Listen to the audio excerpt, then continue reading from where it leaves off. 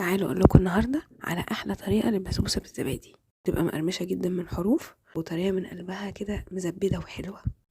نقول الاول الشربات: كوبايه ونص سكر عليها كوبايتين ميه، ونقلبهم كويس لغايه ما السكر يدوب،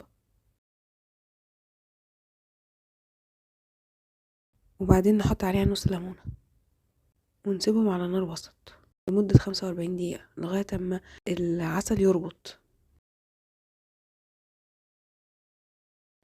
وبعدين في الصينيه اللي احنا هنسوي فيها نجيب معلقتين كبار سمنه، نخليهم على النار لحد ما يقدحوا كده، وبعدين نرفعهم من على النار ونحط عليهم نص كوباية سكر ونقلب السكر كويس مع السمنة دي.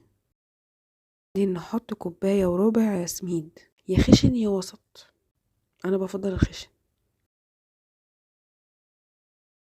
ونفضل نقلب السمنة مع السميد لغاية ونمسهم كويس لغاية اما السميد كله يشرب السمنة والسكر ويتغلف بيهم كويس.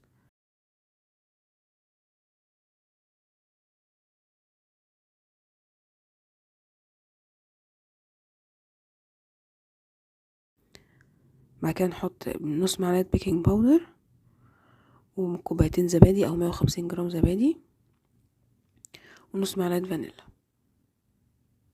ونقلب كله مع بعضه.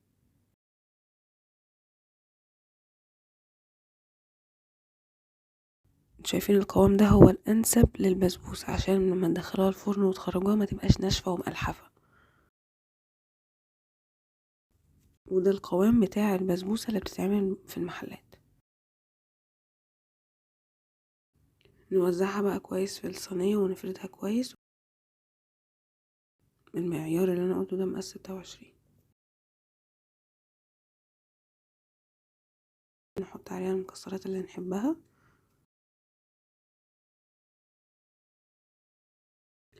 طريقه التسويه بقى: في فرن سخن درجه الحراره 180، بعدين ندخل الصينيه لمده نص ساعه.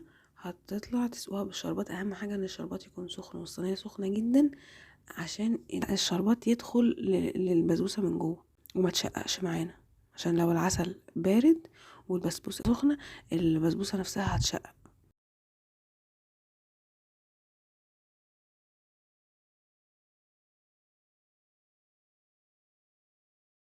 وهتتقدم بالشكل ده وبالهنا والشفا. وحلاوتها بقى مع فنجان قهوه الصبح.